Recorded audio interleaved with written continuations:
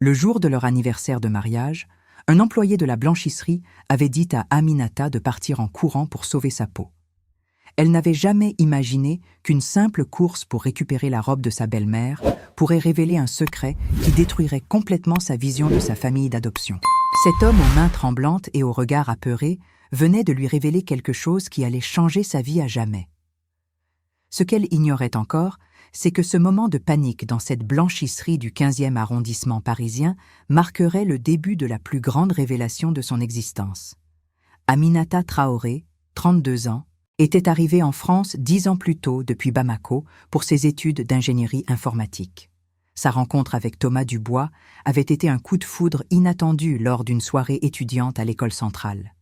Lui, fils d'une famille bourgeoise de Neuilly-sur-Seine, elle, fille d'un professeur malien et d'une sage-femme, ils avaient défié tous les préjugés pour construire leur amour. Après 5 années de relation et 3 ans de mariage, elle pensait avoir trouvé sa place dans cette famille française qui l'avait accueillie avec une bienveillance qu'elle croyait sincère. La famille Dubois représentait tout ce que la France avait de plus traditionnel et respectable. Pierre Dubois, le père de Thomas, dirigeait une entreprise familiale de fournitures médicales prospère, tandis que Marguerite, sa mère, présidait plusieurs associations caritatives dans leur quartier huppé. Ils habitaient une magnifique maison bourgeoise avec jardin, où les déjeuners dominicaux rassemblaient régulièrement la famille élargie. Aminata avait toujours été impressionnée par leur raffinement, leur culture, leur façon de parler avec cette élégance parisienne qu'elle admirait secrètement. Elle s'était efforcée de s'intégrer, apprenant les codes, adoptant leurs manières, devenant progressivement une version d'elle-même qu'elle pensait plus acceptable pour eux. Ce matin-là, alors qu'elle se préparait pour célébrer leur 3e anniversaire de mariage dans un restaurant gastronomique choisi par Thomas, elle avait accepté de passer récupérer la robe vintage de Marguerite chez leur teinturier habituel. Sa belle-mère lui avait expliqué avec son sourire bienveillant habituel que cette robe Chanel des années 60 avait une valeur sentimentale inestimable, qu'elle l'avait portée pour des occasions spéciales pendant des décennies. Aminata avait été touchée par cette confiance, cette façon de l'inclure dans l'intimité familiale en lui confiant un objet si précieux. La blanchisserie était située dans une petite rue tranquille, tenue par M. Chen, un homme discret que la famille Dubois fréquentait depuis plus de 20 ans. Quand Aminata était entrée, l'atmosphère lui avait semblé étrange. L'employé qui s'occupait habituellement de leurs affaires, un homme d'une 50aine d'années, qu'elle avait croisé plusieurs fois, avait pâli en la voyant. Ses mains s'étaient mises à trembler pendant qu'il cherchait la robe dans les housses suspendues. Puis, alors qu'il lui tendait le vêtement, il avait murmuré ces mots qui résonnaient encore dans sa tête comme une alarme stridente. Son regard terrifié balayait nerveusement la rue à travers la vitrine, comme s'il redoutait d'être observé. Il avait ajouté dans un français hésitant qu'elle ne devrait jamais revenir ici, que c'était dangereux pour elle, qu'il y avait des choses qu'elle ne comprenait pas. Ses paroles étaient décousues, entrecoupées de silences angoissés, mais l'urgence dans sa voix était indéniable. Aminata était sortie de la blanchisserie avec la robe de Marguerite, mais surtout avec 1000 questions qui se bousculaient dans sa tête. Pourquoi cet homme, qui avait toujours été courtois et professionnel, semblait-il soudain terrifié par sa présence? Que signifiaient ces avertissements cryptiques? Et surtout, pourquoi avait-elle ressenti cette sensation glaciale en voyant son expression de pure panique? Durant le trajet en métro jusqu'à Neuilly, elle ne pouvait s'empêcher de repenser à certains détails qu'elle avait négligés. Les regards parfois étranges des voisins de ses beaux-parents, certaines conversations qui s'interrompaient brusquement quand elle entrait dans une pièce, cette façon qu'avait Marguerite de toujours insister pour qu'elle reste discrète sur ses origines lors des événements sociaux. Elle avait toujours mis ces éléments sur le compte de la différence culturelle, de cette pudeur bourgeoise qu'elle ne maîtrisait pas encore complètement. Si cette histoire vous intrigue déjà, abonnez-vous à la chaîne parce que ce qui va suivre va vous bouleverser. En arrivant chez ses beaux-parents avec la robe de Marguerite, Aminata avait décidé de ne rien dire de l'incident à la blanchisserie. Elle ne voulait pas gâcher cette journée d'anniversaire avec des inquiétudes peut-être infondées. Pourtant, en franchissant le seuil de la maison familiale, elle avait remarqué quelque chose d'inhabituel dans l'atmosphère. Thomas et son père Pierre discutaient à voix basse dans le salon, leurs têtes rapprochées de façon conspiratoriale. Quand ils l'avaient vue entrer, la conversation s'était immédiatement interrompue, remplacée par des sourires un peu trop forcés. Marguerite l'avait accueillie avec sa chaleur habituelle, s'extasiant sur la beauté de sa robe récupérée, la remerciant chaleureusement pour ce service rendu. Mais Aminata avait perçu une tension sous-jacente, quelque chose dans le regard de sa belle-mère qui ne collait pas avec son sourire radieux. Elle connaissait bien Marguerite maintenant, ses expressions, ses intonations, et il y avait définitivement quelque chose de différent ce jour-là. Pendant qu'elle buvait le thé que Marguerite avait préparé, Aminata avait tenté de chasser ses doutes en se concentrant sur les préparatifs de leur soirée d'anniversaire. Thomas semblait également nerveux, consultant son téléphone plus souvent que d'habitude, jetant des regards inquiets vers la fenêtre. Quand elle lui avait demandé s'il allait bien, il avait répondu que tout était parfait, mais son sourire manquait de conviction. C'est alors qu'elle avait entendu la sonnerie du téléphone fixe dans le couloir. Pierre avait décroché rapidement, s'éloignant vers son bureau pour prendre l'appel. Mais les murs de cette vieille maison laissaient passer les voix, et Aminata avait distinctement entendu son beau-père prononcer son prénom à plusieurs reprises, accompagné de mots qu'elle n'arrivait pas à saisir complètement. Le ton était tendu, presque colérique. Quelques minutes plus tard, Pierre était revenu dans le salon, le visage fermé. Il avait échangé un regard significatif avec Thomas et Marguerite, un de ces regards chargés de sens que partagent les membres d'une famille quand ils gardent un secret. Aminata avait senti son estomac se nouer. Cette sensation désagréable qu'elle ressentait depuis la blanchisserie s'intensifiait de minute en minute. Thomas avait alors suggéré qu'ils rentrent plus tôt que prévu pour se préparer tranquillement pour leur dîner. Normalement, ils restaient toujours déjeuner le dimanche chez ses parents. C'était une tradition sacrée depuis leur mariage. Cette précipitation soudaine confirmait ses doutes. Quelque chose n'allait définitivement pas. Sur le chemin du retour vers leur appartement du 11e arrondissement, Aminata avait tenté d'aborder le sujet avec Thomas. Elle lui avait parlé de l'étrange comportement de l'employé de la blanchisserie, de cette mise en garde incompréhensible qu'il lui avait donnée. Thomas avait d'abord minimisé l'incident, expliquant que cet homme était probablement perturbé, qu'il ne fallait pas s'inquiéter pour si peu. Mais sa réaction avait quelque chose de trop calculé, comme s'il récitait une explication préparée à l'avance. En insistant, Aminata avait remarqué que Thomas évitait son regard. Ses mains se crispaient sur le volant et il changeait de sujet dès qu'elle revenait sur l'incident de la blanchisserie. Cette attitude défensive ne lui ressemblait pas. Habituellement, Thomas était ouvert à la discussion, patient avec ses interrogations. Là, il semblait presque agacé qu'elle s'attarde sur ce qu'il qualifiait de « malentendu sans importance ». Une fois chez eux, l'atmosphère est devenue encore plus pesante. Thomas multipliait les appels téléphoniques, s'isolant sur le balcon pour des conversations qu'il voulait visiblement garder privées. Quand Aminata lui demandait qui il appelait, il répondait vaguement que c'était pour le travail, des histoires de dossiers urgents à régler avant leur soirée. Mais c'était dimanche, et Thomas n'avait jamais travaillé le dimanche, encore moins le jour de leur anniversaire de mariage. Vers 15 heures, quelque chose s'était produit qui avait définitivement confirmé ses soupçons. En allant chercher un livre dans leur chambre, elle avait surpris Thomas au téléphone dans le salon. Il parlait à voix basse, mais elle avait clairement entendu des fragments de phrases qui l'avaient glacée. Il mentionnait son nom, parlait de problèmes, de situations délicates à gérer, de temps nécessaire pour que les choses se calment. Quand Thomas avait réalisé qu'elle était là, il avait raccroché précipitamment, prétextant que son interlocuteur devait partir. Son visage était devenu livide, et pour la première fois depuis qu'elle le connaissait, elle avait vu de la culpabilité dans ses yeux. Cette culpabilité qui trahit ceux qui cachent quelque chose d'important, quelque chose qui pourrait blesser profondément la personne qu'ils prétendent protéger. Aminata avait compris à cet instant que l'avertissement de l'employé de la blanchisserie n'était pas le délire d'un homme perturbé. Il y avait bel et bien quelque chose que sa belle-famille et son mari lui cachaient, quelque chose d'assez grave pour justifier cette atmosphère de secret et de tension qu'elle ressentait depuis le matin. Comment auriez-vous réagi à sa place? Dites-le-moi en commentaire.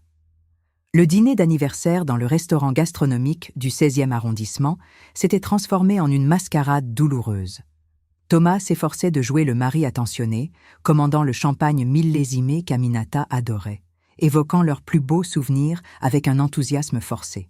Mais elle le connaissait trop bien maintenant pour ne pas remarquer ses mains qui tremblaient légèrement quand il portait son verre à ses lèvres, cette façon qu'il avait de regarder par-dessus son épaule comme s'il s'attendait à voir arriver quelqu'un.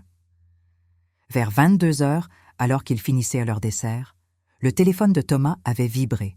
Il avait jeté un coup d'œil à l'écran et son visage s'était décomposé.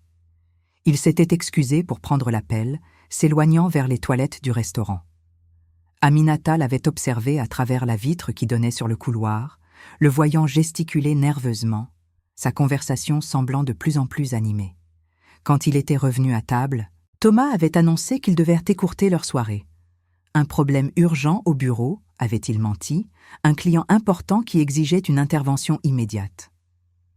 Aminata avait acquiescé en silence, mais intérieurement, sa colère montait.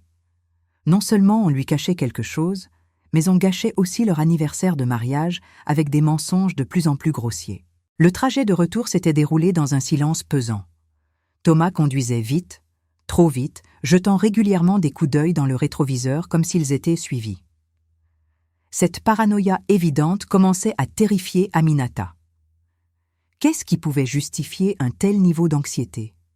Qu'est-ce qui se cachait derrière cette conspiration familiale dont elle était visiblement le centre? Une fois arrivé chez eux, Thomas avait immédiatement rallumé son téléphone et s'était enfermé dans son bureau. Aminata l'entendait parler à voix basse, mais les mots restaient indistincts. Elle s'était assise sur leur lit, tentant de rassembler les pièces du puzzle. L'avertissement de l'employé de la blanchisserie, l'attitude étrange de ses beaux-parents, les coups de téléphone mystérieux de Thomas, tout semblait converger vers une vérité qu'elle n'arrivait pas encore à saisir. C'est alors qu'elle avait pris une décision qui allait changer le cours de sa vie. Elle avait décidé de retourner à la blanchisserie le lendemain matin pour confronter l'homme qui l'avait mise en garde. Elle avait besoin de comprendre, même si la vérité risquait de la détruire.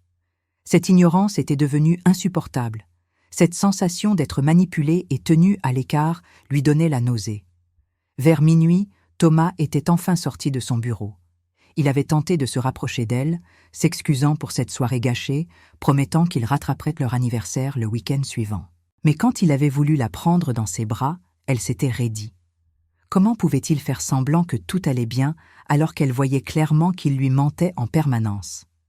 Cette nuit-là, Aminata n'avait pas fermé l'œil. Elle restait allongée, écoutant la respiration de Thomas à côté d'elle, se demandant depuis combien de temps il lui cachait des choses. Était-ce récent? Ou cela durait-il depuis des mois, des années peut-être? Toutes ces petites incohérences qu'elle avait négligées au fil du temps remontaient maintenant à la surface comme autant de signaux d'alarme qu'elle avait ignorés par aveuglement amoureux.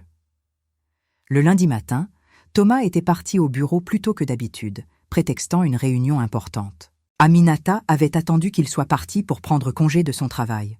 Elle avait inventé une excuse médicale à son responsable informatique, puis s'était dirigée vers la blanchisserie avec une détermination qu'elle ne s'était jamais connue. En arrivant devant la boutique, elle avait découvert que les rideaux étaient tirés et qu'un panneau « Fermé pour raisons personnelles » était affiché sur la porte. Son cœur s'était mis à battre plus fort. Cette fermeture soudaine, le lendemain de l'incident, ne pouvait pas être une coïncidence. Elle avait fait le tour du pâté de maison, espérant apercevoir l'employé qui l'avait mise en garde, mais la rue semblait anormalement déserte. C'est en revenant vers la blanchisserie qu'elle avait remarqué la femme âgée qui l'observait depuis sa fenêtre au premier étage de l'immeuble d'en face. Leurs regards s'étaient croisés et la vieille dame avait fait un geste discret pour lui faire signe d'approcher. Aminata avait hésité un moment, puis avait traversé la rue. Cette femme semblait vouloir lui dire quelque chose d'important. La dame s'appelait Madame Rousseau, et elle habitait ce quartier depuis plus de 40 ans. Elle avait vu Aminata entrer et sortir précipitamment de la blanchisserie la veille, puis observé l'attitude paniquée de l'employé après son départ. Elle lui avait expliqué que M. Chen et son équipe étaient des gens discrets et honnêtes, mais qu'ils avaient récemment semblé très nerveux, surtout quand certaines familles du quartier venaient avec leurs affaires. Madame Rousseau avait alors prononcé une phrase qui avait fait l'effet d'une bombe. Elle avait mentionné avoir vu à plusieurs reprises Pierre Dubois, le père de Thomas, venir à la blanchisserie tard le soir, bien après les heures d'ouverture, transportant des sacs volumineux qu'il remettait discrètement à M. Chen. Ces visites nocturnes avaient toujours lieu en dehors de tout regard indiscret, mais elle, insomniaque chronique, les avait observées depuis sa fenêtre. Si cette injustice vous révolte, abonnez-vous pour soutenir ces témoignages. Les révélations de Madame Rousseau avaient ouvert une brèche dans le mur de mensonges qui entourait Aminata depuis des mois. Cette femme âgée, avec sa lucidité et ses observations minutieuses, lui avait fourni le premier élément concret d'un puzzle qui commençait enfin à prendre forme. Les visites nocturnes de Pierre Dubois à la blanchisserie n'avaient rien d'anodin, et l'attitude terrorisée de l'employé prenait maintenant tout son sens. Madame Rousseau avait invité Aminata à monter chez elle pour lui montrer quelque chose d'important. Dans son petit salon encombré de souvenirs, elle avait sorti un carnet où elle notait méticuleusement tout ce qui se passait dans son quartier depuis des années. Cette habitude de vieille dame solitaire allait révéler des informations cruciales. Elle avait pointé du doigt plusieurs entrées datant des 6 derniers mois, toutes mentionnant les mêmes visites nocturnes de Pierre Dubois, toujours accompagnées de la même description. L'homme distingué avec la Mercedes noire apporte des sacs volumineux. Plus troublant encore, Madame Rousseau avait remarqué que ces visites coïncidaient souvent avec des articles dans les journaux locaux concernant des cambriolages dans des quartiers bourgeois de l'Ouest parisien. Elle ne faisait pas d'accusation directe, mais son regard entendu suggérait qu'elle avait tiré ses propres conclusions. Cette femme, âgée de 82 ans, possédait une acuité d'esprit remarquable et une mémoire des détails qui impressionnait Aminata. En redescendant de chez Madame Rousseau, Aminata avait pris une décision radicale. Elle allait mener sa propre enquête, discrètement, méthodiquement. Elle connaissait suffisamment bien les habitudes de la famille Dubois pour savoir quand la maison de Neuilly serait vide. Pierre partait toujours au bureau vers 9 heures, Marguerite avait ses cours d'aquarelle le mardi matin, et Thomas ne rendait jamais visite à ses parents en semaine. Le mardi suivant, Aminata s'était rendue à Neuilly avec le double des clés que Marguerite lui avait données quelques mois plus tôt pour arroser les plantes pendant leurs vacances. Son cœur battait si fort qu'elle entendait le sang pulser dans ses tempes. Elle n'avait jamais violé l'intimité de qui que ce soit, mais les circonstances exceptionnelles justifiaient des mesures exceptionnelles. Une fois dans la maison, elle s'était dirigée vers le bureau de Pierre, cette pièce sanctuaire où il s'isolait souvent et où les autres membres de la famille n'étaient pas invités. Elle avait fouillé méthodiquement, ses mains tremblant légèrement à chaque tiroir ouvert. Au bout de 20 minutes, elle avait découvert une chemise cartonnée dissimulée au fond d'un classeur, marquée d'un simple « PD confidentiel ». Le contenu de cette chemise avait confirmé ses pires craintes tout en révélant une vérité encore plus choquante que ce qu'elle imaginait. Il y avait des photos, des documents, des relevés bancaires qui racontaient une histoire sordide. Pierre Dubois, le respectable dirigeant d'entreprise, le philanthrope reconnu, dirigeait en réalité un réseau de recel d'objets d'art et de bijoux volés. La blanchisserie servait de point de transit pour nettoyer les objets dérobés avant qu'ils soient revendus sur le marché international. Mais la découverte la plus dévastatrice était encore à venir. Au milieu de ces documents compromettants, elle avait trouvé des photos d'elle-même, prises à son insu dans différentes situations, sortant de chez elle, au travail, faisant ses courses. Ces photos étaient accompagnées d'un dossier détaillé sur sa vie, ses habitudes, ses horaires et surtout ses origines maliennes. Une note manuscrite de Pierre indiquait clairement qu'Aminata représentait un risque potentiel pour leurs activités, qu'il fallait la surveiller de près et éventuellement prendre des mesures si nécessaires. Le plus révoltant était de découvrir que son mariage avec Thomas n'avait peut-être pas été le fruit du hasard qu'elle croyait. Plusieurs documents suggéraient que sa relation avec Thomas avait été encouragée, voire orchestrée, pour mieux la contrôler. Pierre avait écrit noir sur blanc que maintenir Aminata dans la famille permettait de mieux anticiper ses réactions et de neutraliser toute menace potentielle.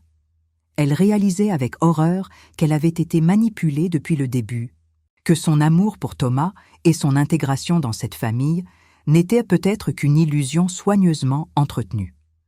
Une note récente, datée de la semaine précédente, mentionnait explicitement l'incident à la blanchisserie. Pierre y indiquait que Chen et son employé devenaient problématiques, qu'il fallait les faire taire définitivement et que la situation avec Aminata devenait ingérable. Ces mots glaçants révélèrent que l'avertissement de l'employé de la blanchisserie n'était pas seulement justifié, il était vital. Aminata avait photographié tous les documents avec son téléphone, ses mains tremblant de colère et de dégoût. Elle venait de découvrir que l'homme qu'elle appelait papa depuis 3 ans, qui l'embrassait sur les joues lors des réunions familiales, qui faisait des discours émouvants sur l'amour et la tolérance lors des dîners, était non seulement un criminel, mais aussi quelqu'un qui la considérait comme une menace à éliminer. En remettant soigneusement tous les documents à leur place, elle réalisait que sa vie était en danger. Mais plus que la peur, c'était une rage froide qui l'habitait maintenant. Cette famille qui l'avait accueillie avec tant de bienveillance apparente, qui lui avait fait croire qu'elle avait trouvé sa place en France, l'avait en réalité piégée dans une toile d'araignée mortelle. En sortant de la maison de Neuilly, Aminata avait pris la décision la plus importante de sa vie. Elle n'allait pas fuir comme l'employé de la blanchisserie le lui conseillait, elle n'allait pas se contenter de disparaître dans la nature en laissant ces criminels continuer leurs activités. Non, elle allait utiliser les compétences qu'elle avait développées pendant ses études d'ingénierie informatique et ses années de travail dans la sécurité numérique pour retourner la situation en sa faveur. Ce que Pierre Dubois ignorait complètement, c'est qu'Aminata Traoré était spécialisée dans la cybersécurité et la lutte contre la fraude numérique. Son travail consistait justement à traquer les réseaux criminels qui utilisaient Internet pour leurs activités illégales. Ironie du sort, elle possédait exactement les outils et les connaissances nécessaires pour démanteler le réseau de son beau-père. Cette famille qui la sous-estimait depuis des années allait découvrir à qui elle avait vraiment affaire. Dans son appartement, Aminata avait méthodiquement analysé tous les documents photographiés. Grâce à son expertise, elle avait rapidement identifié les failles du système de Pierre. Les relevés bancaires révélaient des virements suspects vers des comptes offshore. Les photos des objets d'art montraient des pièces qu'elle avait reconnues grâce à une base de données internationale d'objets volés. Et surtout, elle avait découvert que Pierre utilisait sa propre entreprise de fourniture médicale comme couverture pour transporter les objets dérobés. Le soir même, elle avait contacté son ancien professeur de centrale, devenu commissaire dans la brigade financière. Sans révéler immédiatement ses liens familiaux avec l'enquête, elle lui avait transmis anonymement une partie des preuves qu'elle avait découvertes. Elle savait qu'une fois la machine judiciaire en marche, Pierre Dubois et son réseau n'auraient aucune échappatoire. Mais Aminata voulait plus que la simple justice. Elle voulait que cette famille comprenne exactement qui elle était et ce qu'elle était capable de faire. Elle avait donc élaboré un plan d'une précision chirurgicale. Pendant 3 semaines, elle avait joué la comédie parfaite, continuant à assister aux déjeuners dominicaux, souriant à Pierre et Marguerite, embrassant Thomas comme si de rien n'était. Mais en parallèle, elle collectait méthodiquement toutes les preuves supplémentaires nécessaires. Son réseau professionnel s'était révélé être un atout majeur. Ses collègues de la cybersécurité l'avaient aidé à tracer les transactions financières internationales, ses contacts dans les services de police européens avaient confirmé l'ampleur du réseau de recel, et elle avait même réussi à identifier les complices de Pierre dans plusieurs pays. En 3 semaines, elle avait constitué un dossier plus complet que ce que la police aurait pu rassembler en plusieurs mois d'enquête. Le moment de vérité était arrivé un dimanche midi, lors du déjeuner familial traditionnel. Pierre présidait la table avec son arrogance habituelle, Marguerite racontait ses anecdotes de bénévolat avec cette condescendance qu'Aminata supportait depuis des années, et Thomas jouait son rôle de fils parfait. Ils ignoraient tous que leur petite Aminata, cette femme qu'ils croyaient naïve et facilement manipulable, était en train de finaliser leur destruction. Au moment du dessert, Aminata avait sorti son téléphone et diffusé sur l'écran de télévision du salon les photos qu'elle avait prises dans le bureau de Pierre. Le silence qui avait suivi était assourdissant. Pierre était devenu livide. Marguerite avait laissé tomber sa cuillère et Thomas avait balbutié des questions incompréhensibles. Pour la première fois depuis qu'elle connaissait cette famille, elle les voyait sans leur masque de respectabilité. Pierre avait tenté de nier, puis de minimiser, puis de la menacer. Mais Aminata était restée d'un calme olympien. Elle lui avait alors révélé sa véritable profession, ses spécialisations et surtout l'étendue de ce qu'elle avait découvert. Elle leur avait expliqué que non seulement elle possédait toutes les preuves de leurs activités criminelles, mais qu'elle avait aussi transmis ces preuves aux autorités compétentes, nationales et internationales. Le coup de grâce était venu quand elle avait révélé que M. Chen et son employé étaient déjà sous protection policière, que leurs témoignages détaillés faisaient partie du dossier d'accusation. Pierre avait réalisé à cet instant que sa petite belle-fille africaine, qu'il méprisait secrètement, venait de détruire en quelques semaines un empire criminel qu'il avait mis des années à construire. Concernant Thomas, la découverte la plus douloureuse était que lui aussi était au courant des activités de son père. Il ne participait pas directement aux opérations, mais il savait et fermait les yeux, bénéficiant indirectement de cet argent sale. Quand elle lui avait demandé des explications, il avait tenté de se justifier en prétendant qu'il voulait la protéger, qu'il avait peur de sa réaction. Mais Aminata savait désormais reconnaître les mensonges. 3 jours plus tard, Pierre Dubois était arrêté à son bureau par la brigade financière. Marguerite était placée en garde à vue pour complicité, leur compte était gelé et leur maison était saisie. M. Chen et son employé témoignaient librement, protégés par les autorités. Le réseau international était démantelé grâce aux informations qu'Aminata avait fournies. Quant à elle, Aminata avait divorcé de Thomas et repris son nom de jeune fille. Elle était retournée vivre à Bamako pendant quelques mois pour se reconstruire auprès de sa vraie famille, celle qu'il aimait sincèrement. Aujourd'hui, elle travaille comme consultante internationale en cybersécurité, aidant les autorités de plusieurs pays à lutter contre les réseaux criminels. Elle a transformé cette trahison familiale en force, devenant une experte reconnue dans son domaine. L'histoire d'Aminata démontre que derrière les apparences de respectabilité peuvent se cacher les pires manipulations. Mais elle prouve surtout qu'il ne faut jamais sous-estimer quelqu'un en fonction de ses origines ou de son apparence. Cette famille bourgeoise qui pensait pouvoir la contrôler avait oublié un détail crucial. Aminata Traoré était une ingénieure brillante. Et quand on défie une ingénieure, il faut s'attendre à une riposte parfaitement calculée. Si mon histoire vous a inspiré, partagez-la et abonnez-vous pour plus de témoignages.